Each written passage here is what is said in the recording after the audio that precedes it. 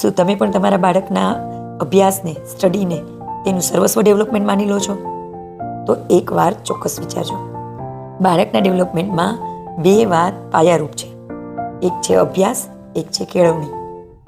અભ્યાસ બાળક સ્કૂલમાં કરે છે અને સ્કૂલવાળા ખૂબ પ્રોપર રીતે કરાવે છે.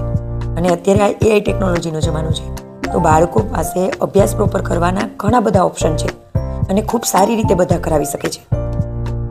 અભ્યાસ એટલે બાળક જે દરેક વિષયો ભણે છે, યાદશક્તિ, એક્ઝામ્સ, માર્ક્સ, આ દરેક વસ્તુ એમાં ઇન્ક્લુડ થઈ જાય છે.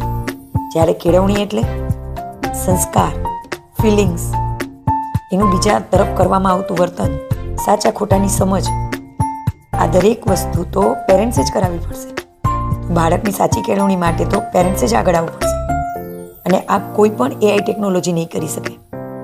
તો આજે છે વસંત પંચમી અને આજે વિદ્યાની દેવી માં સરસ્વતીના આશીર્વાદથી આપણે એ પ્રયત્ન તો ચોક્કસ કરી શકીએ કે આપણા બાળકના જીવનમાં અભ્યાસ અને કેળવણી આ બંને પાયા પ્રોપર રીતે ચાલે, જેથી આપણું બાળક આગળ ખૂબ સારી રીતે વધી શકે.